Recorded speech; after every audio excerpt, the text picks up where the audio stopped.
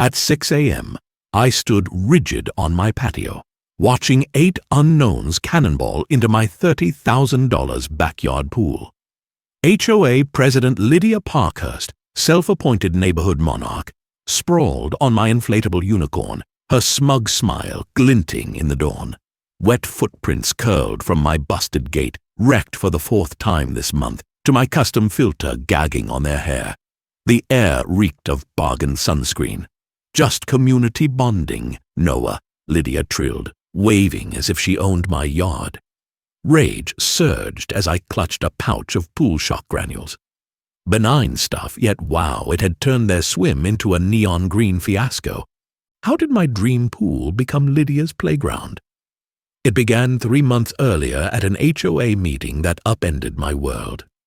One petty rule lit this war, and I was finished playing nice.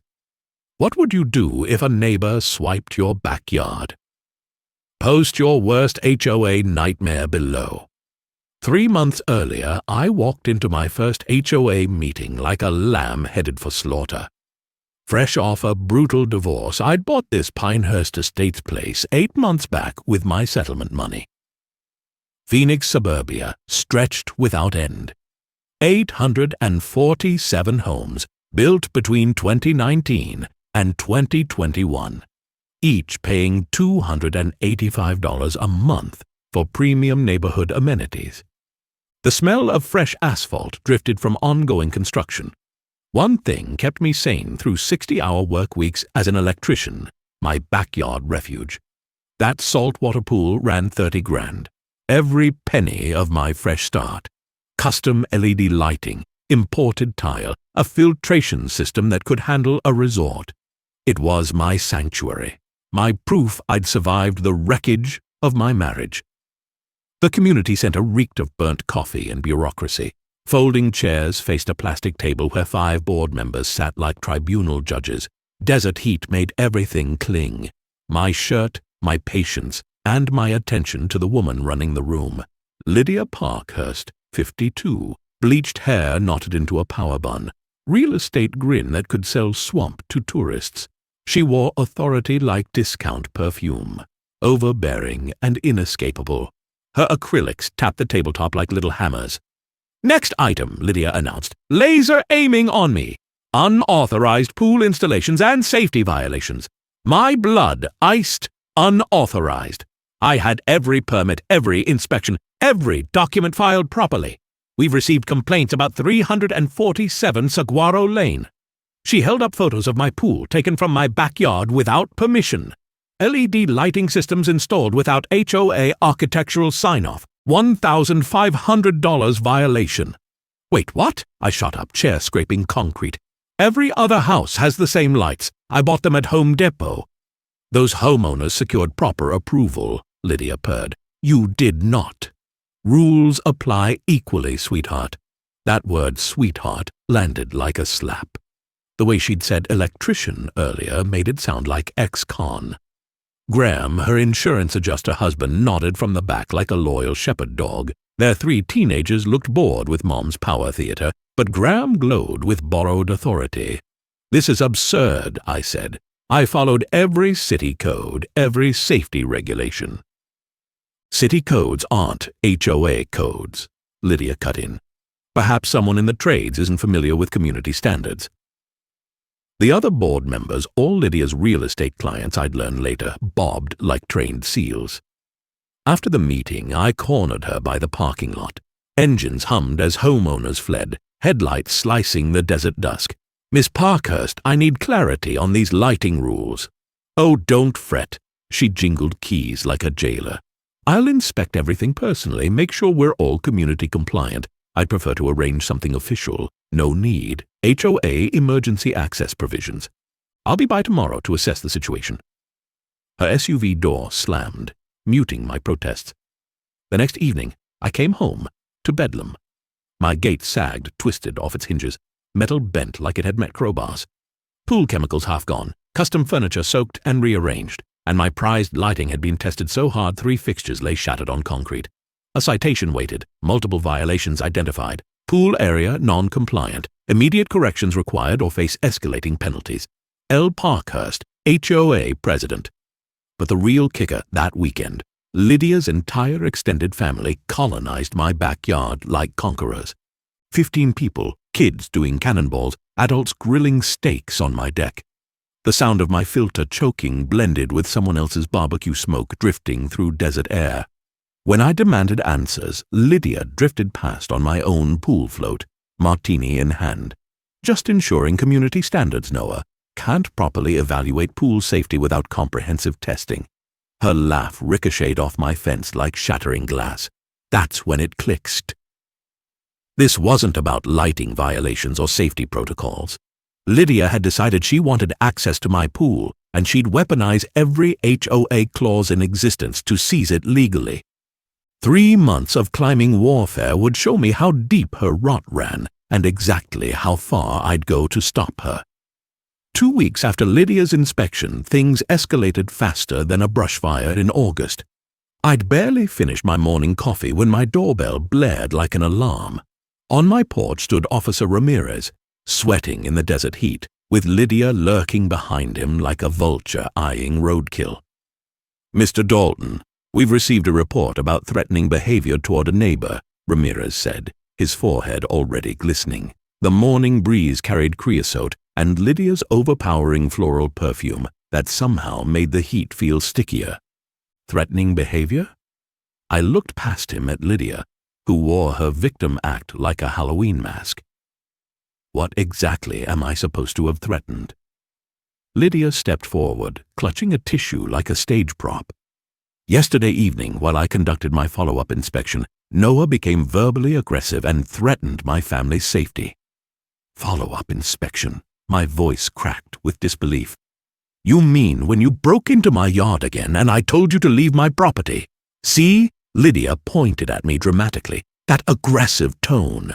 Officer, I have witnesses who heard everything." And she did.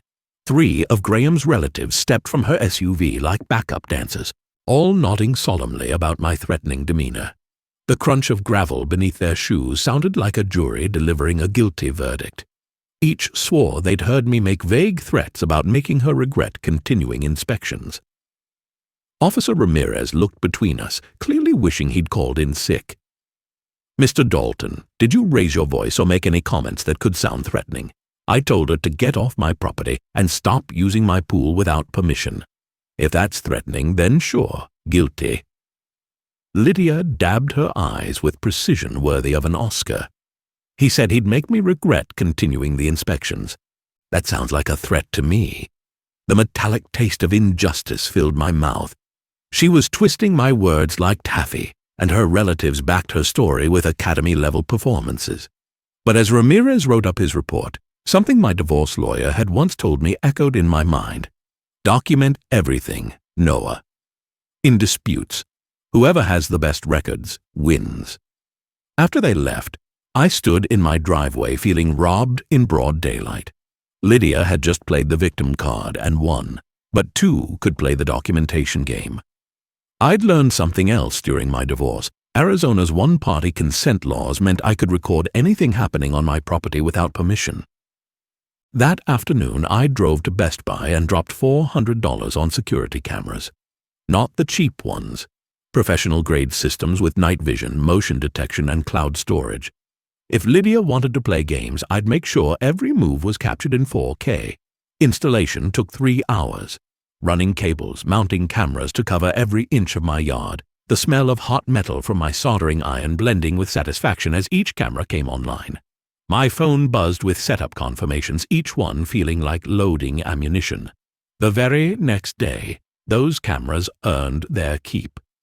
At 2:47 p.m., while I was troubleshooting electrical issues at a strip mall, motion alerts flooded my phone. Lydia's entire clan had invaded again. Graham, the kids, 3 relatives, and Lydia herself lounging on my deck furniture like she owned the place. But what came next stunned me. Around 3:15 p.m., a well-dressed couple arrived, and Lydia began what looked suspiciously like a property tour. She led them around my pool, gesturing while the couple took notes and photos. The woman even dipped her hand in my pool water, testing the temperature like she was house hunting. I watched from my phone, jaw slack, as Lydia pointed out community amenities that were actually my private property. The couple nodded, impressed by the neighborhood pool access they thought came with some house Lydia was selling. The realization hit bitterly. She wasn't just stealing my pool for fun. She was using it to close real estate deals. That evening, I printed screenshots and marched to Lydia's door. The photos were crystal clear, her conducting business on my property while her family turned my pool into their resort. "Funny thing, Lydia," I said, laying the photos on her doorstep. "Looks like you're using my pool to sell houses. Pretty sure that's called fraud." For the first time, her confident mask cracked. "Those are just potential buyers interested in the community amenities. My pool isn't a community amenity. It's private property you've been illegally accessing for profit." Her eyes narrowed, revealing the real Lydia beneath the suburban smile. "You can't prove I told them anything inappropriate, Noah. Actually, I can." I pulled out my phone and played audio from the security system. Her voice came through clearly. "And of course, residents enjoy shared access to premium aquatic facilities." Very exclusive arrangement. The sound of her own words hit like a blow. Lydia's face drained, then flushed with fury. "You're recording private conversations. That's illegal wiretapping. Wrong again. One-party consent state, and this is my property. Everything said here is fair game." The knowledge felt like holding a royal flush. She slammed her door so hard the windows rattled. But I'd scored my first victory. The war was officially on, and now I had the weapons to fight back. Lydia's retaliation came exactly 1 week later, sharp as a scalpel. I was under my work truck hood, cursing at a stubborn alternator when my neighbor, Mrs. Kowalski, shuffled over with a worried face and that day's mail. "Noah, sweetie, you'll want to see this," she said, her arthritic hands trembling as she passed me a thick envelope. The paper felt expensive, threatening, designed to ruin someone's morning. Inside was a notice from the City of Phoenix Code Enforcement Division. Someone had filed a complaint about unpermitted electrical work and potential hazards at my address. Inspection scheduled for tomorrow at 9 a.m. Failure to comply meant fines up to $5,000. The scent of motor oil mixed with pure rage. I knew exactly who'd called. The next morning, Inspector Alvarez arrived promptly at 9, clipboard in hand, and bureaucratic authority radiating from his neatly pressed khaki uniform. Behind him, like a shadow with perfect posture, came Lydia Parkhurst. Miss Parkhurst called in concerns about possible electrical code violations, Alvarez explained. She mentioned extensive unlicensed work. Lydia smiled her realtor smile. "Just looking out for community safety. Can't have fire hazards threatening everyone." "Unlicensed?" The word stung. "I've been a licensed electrician for 12 years. Every inch of work inspected and approved. For the next hour, I watched Alvarez review every installation. Pool lighting, outdoor outlets, upgraded panels, all perfectly compliant. During my divorce, I'd learned documentation saves lives and lawsuits. Every permit, every inspection certificate was organized in a thick binder I'd prepared for exactly this. "Inspector Alvarez," I said, handing over my binder, "here are all permits and signed inspection approvals from your office. Everything meets NEC standards." Alvarez flipped through the pages, his expression shifting from suspicion to mild annoyance. "Mr. Dalton, this is all code compliant. All permits and inspections are valid." He turned toward Lydia. "Ma'am, what specific violations were you reporting?" Lydia's confidence cracked like old paint. "Well, I thought there were concerns about proximity to water, and maybe the electrical load seemed—" "Ma'am, are you a licensed electrician?" Alvarez asked, tone sharp. "No, but I work in real estate." "Then you're not qualified to assess electrical compliance. Mr. Dalton's installation is fully up to code. Filing false reports wastes city resources and could lead to penalties." As Alvarez drove away, Lydia's mask shattered completely. "This isn't over, Noah. I know people in this city, important people. Your paperwork won't protect you forever. Actually, it will," I said, lifting my phone. which had been recording the entire exchange. And now I have you threatening to abuse connections to harass a neighbor. But Lydia's real surprise came that afternoon. Graham's pickup truck pulled into my driveway, and he stepped out wearing his insurance adjuster uniform like armor, holding an official tablet. "Noah, I need to inspect your pool area for liability concerns," Graham said. "Insurance company requirement." "Insurance inspection?" "I never filed a claim." Neighbor complaint triggered a review. Standard procedure. His smile matched Lydia's fake warmth. "Won't take long." He began photographing everything, measuring distances, noting equipment details. The sound of his boots on my deck felt invasive. Then something clicked. Graham worked for Crestline Risk Management, while my coverage was through Desert West Insurance. "Graham, you've got no authority here. You're not even with my carrier." His pen froze. We locked eyes, sunlight glaring between us like a spotlight on guilt. "Must be a mix-up," he muttered, retreating to his truck. But the real brilliance of Lydia's scheme hit seconds later. As Graham retreated, my phone buzzed. An email from my actual insurance company. Subject, policy review required. Neighbor safety complaint filed. My gut sank. While Graham staged his fake inspection, Lydia had filed a real complaint with my carrier, claiming my pool posed safety risks. The message detailed a mandatory inspection scheduled for next week. Failure to cooperate could void my policy. "Checkmate!" Lydia called from her driveway, watching Graham drive off. "Hope you enjoy explaining to your insurer why neighbors are filing safety complaints." The metallic taste of defeat filled my mouth. She'd played me. Graham's fraud was bait while the real blow came from behind. Now I faced a legitimate insurance review triggered by her lies, and my recording meant nothing. I was dealing with someone far smarter and meaner than I'd imagined. This wasn't neighborhood drama anymore, it was war, and Lydia had just won a major round. The insurance inspection hit like a gut punch. My agent, Steve, nervous, coffee-scented, and perpetually stressed, called during my lunch break. "Noah, I won't sugarcoat this," he said. "The inspector found your pool area poses elevated liability to nearby properties. Your premiums jumping from $1,800 to $4,000 annually, effective immediately." $4,000. I nearly choked on my sandwich. For what? Attractive nuisance clause. Since neighbors are using your pool, the company considers it a community hazard. Either build a 6-foot privacy fence or lose coverage. The crunch of gravel under my boots as I paced the job site felt like my security disintegrating. Lydia had weaponized my insurance against me, using her trespassing relatives as proof my pool was unsafe. That night, I found Mrs. Kowalski watering her desert roses. The sweet scent mingled with asphalt cooling in the dusk. At 73, she'd survived 2 husbands, 3 careers, and 4 decades of Phoenix summers. More importantly, she was a retired paralegal with a love of loopholes. "Lydia's really outdone herself," I told her, explaining my insurance nightmare. "She's trapped me. Build a fence I can't afford, or lose my homeowner's coverage."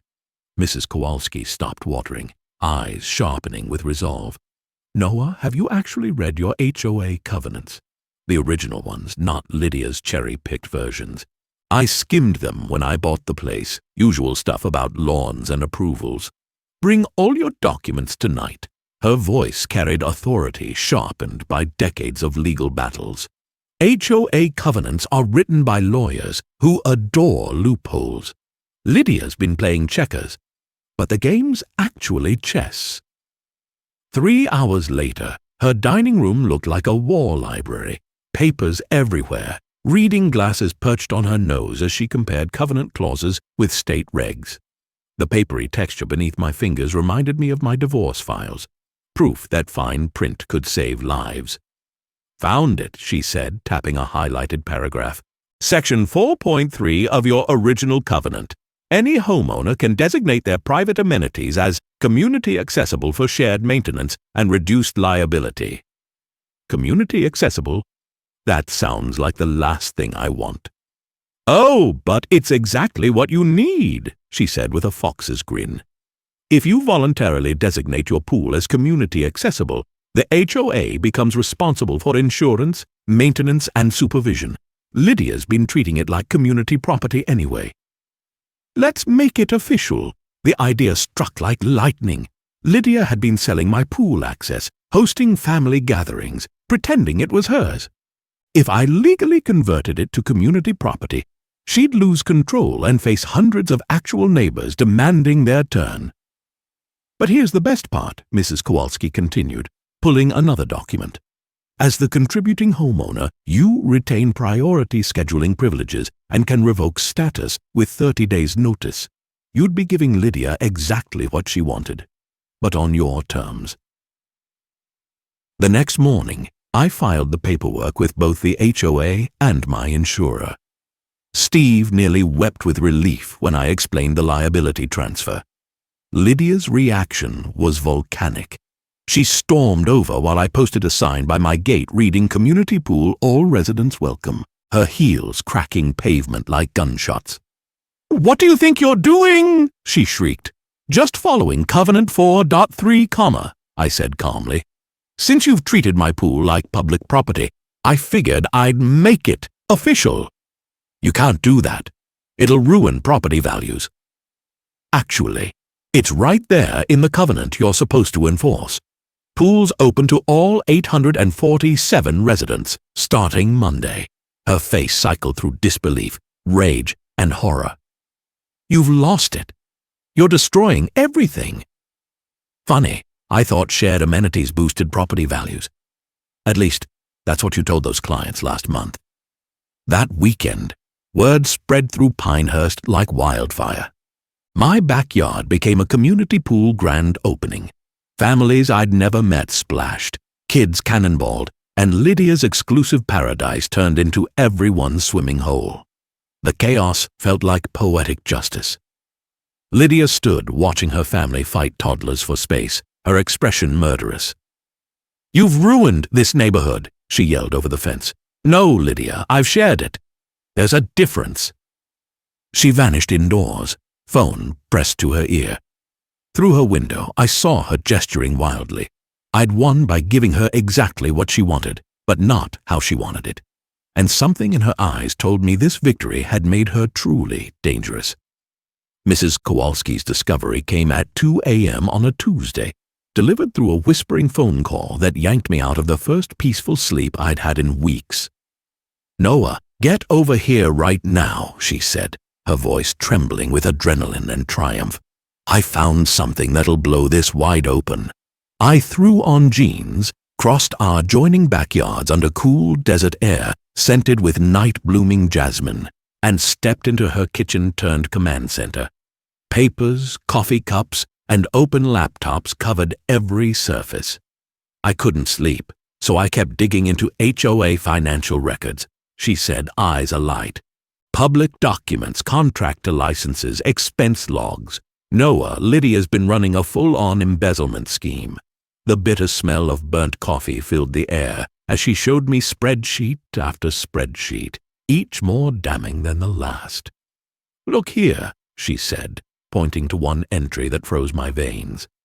"Community pool maintenance, $47,000 paid to Desert Palms Pool Services."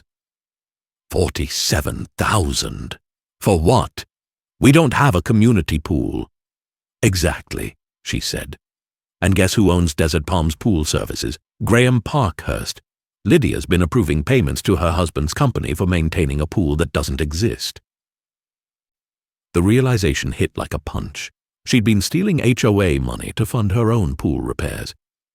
"Oh, it gets worse," Mrs. Kowalski said, scrolling through more files. "Landscape architecture consulting, $12,000 to Parkhurst Design Solutions. That's Lydia's side business. Community safety improvements, $8,000 for security cameras that were never installed." Every few months, Lydia had approved another fake expense to one of their companies, funneling tens of thousands into their pockets. And this one, she clicked again.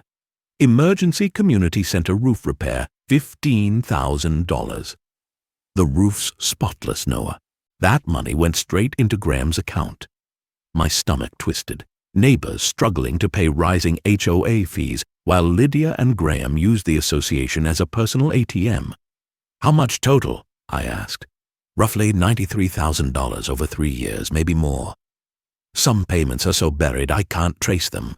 93 grand stolen from our community. But here's the kicker," she said, pulling up an email from Graham's business account. "Pool maintenance contracts are pure profit. Once we establish community access, we can bill the HOA for chemicals, cleaning, equipment upgrades. Shared amenity status gives us legal cover for any amount." It all snapped into focus. Lydia hadn't targeted my pool for fun. It was their next big scam. My $30,000 investment was about to become their 6-figure payday. Mrs. Kowalski lifted a flash drive, her expression grave. "This will destroy them, Noah, but once we use it, there's no going back." The next morning, her dining table became a war map. The smell of fresh coffee mixed with decades-old legal paper as we planned our counterstrike. "We can't just dump this on police," she said. "Lydia's got allies, judges, city council, real estate buddies. If we go through one channel, she'll bury it." I'd learned documentation was survival, but she was teaching me timing was victory. We called in help. Linda Chen, a CPA 3 streets over, arrived carrying a laptop and the cool focus of someone who lived for numbers. Her calculator clicked like a metronome as she went through Lydia's books, her expression darkening by the minute. "These reports are a joke," Linda said. "No documentation, no bids, no oversight. It's amateur hour theft." "That's what happens when you own the board," Mrs. Kowalski said. "The other 4 members are her clients. They rubber stamp everything." "So, what's our move?" I asked. "We have evidence, but Lydia has political cover. We need a strategy that hits every front at once: financial, legal, and public." Linda nodded. "Exactly. She can't fight wars on all sides." Mrs. Kowalski grabbed her legal pad. "Phase 1, documentation. Linda files accounting complaints with the state board. I'll prepare evidence packets for the county attorney. You, Noah, report Graham's insurance fraud to his licensing authority. Phase 2, Linda added, media pressure. My cousin Robert Kim works for Channel 12 Investigates. HOA corruption sells big, especially with 6 figures missing. The plan was airtight, but I hesitated. What about protection? Lydia retaliates when cornered. That's where Officer Ramirez comes in, Mrs. Kowalski said with a sly smile. I spoke with his wife. He's tired of being Lydia's personal cop. He's ready to see real evidence.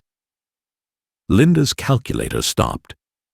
Confirmed theft, $93,000, but likely closer to $150,000 with untraceable expenses. The number hung in the air like heat off asphalt. I added one more layer, insurance fraud. If Graham filed fake claims for non-existent work, his company would face federal charges. That brings new prosecutors, different jurisdiction, no political shield. Mrs. Kowalski's eyes gleamed. Perfect.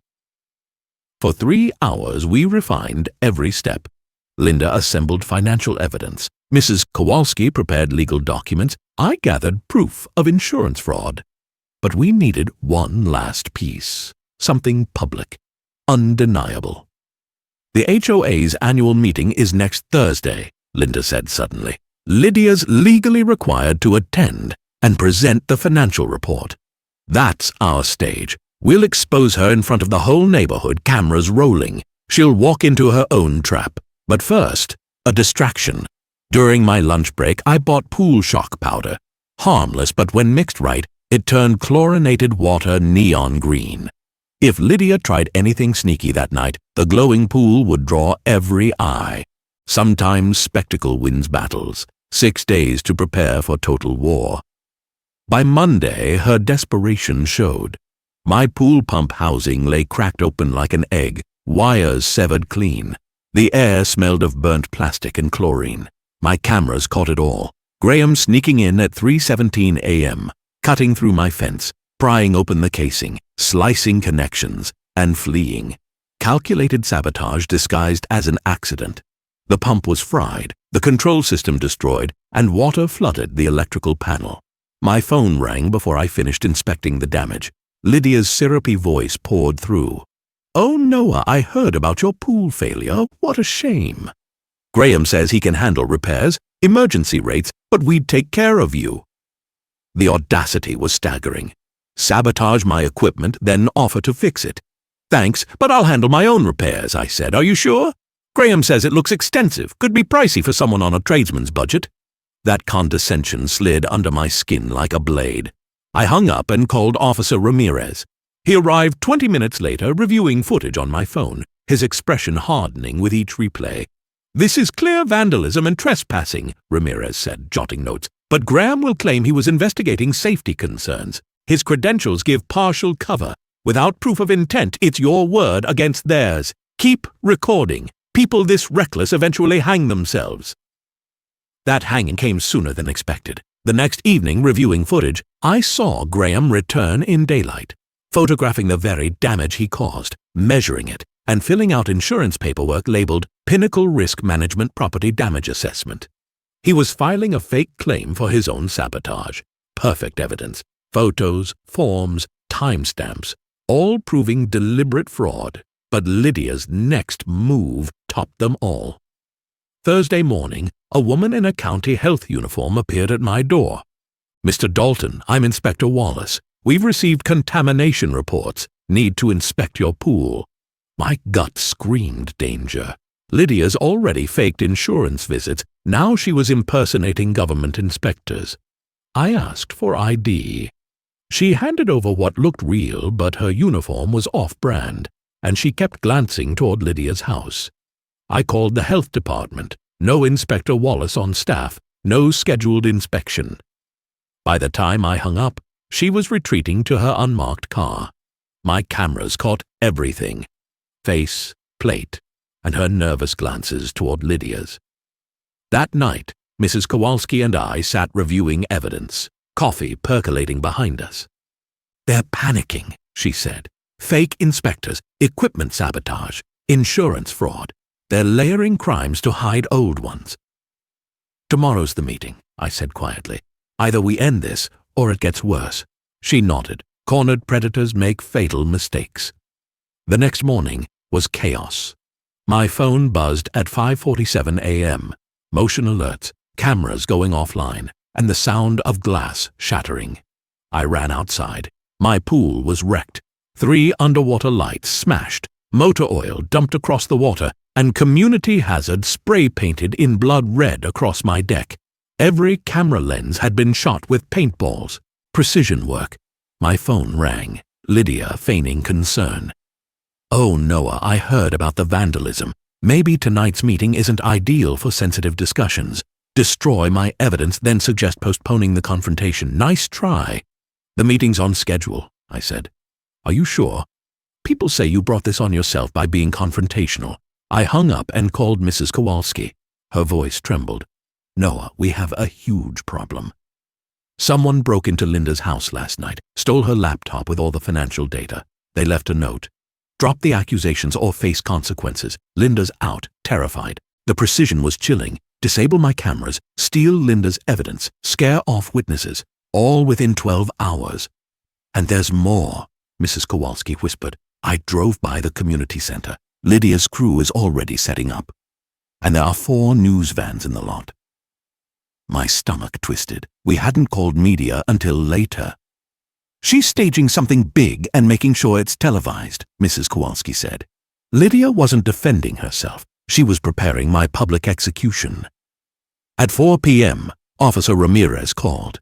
"Noah, we ran fingerprints from your gate. Graham's all over it. But Lydia just filed an emergency restraining order against you this morning." "A restraining order?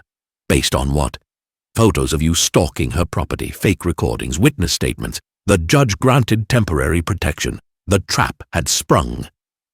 With my evidence destroyed and her order active, anything I said tonight would look like harassment. "Martinez, she's framing me.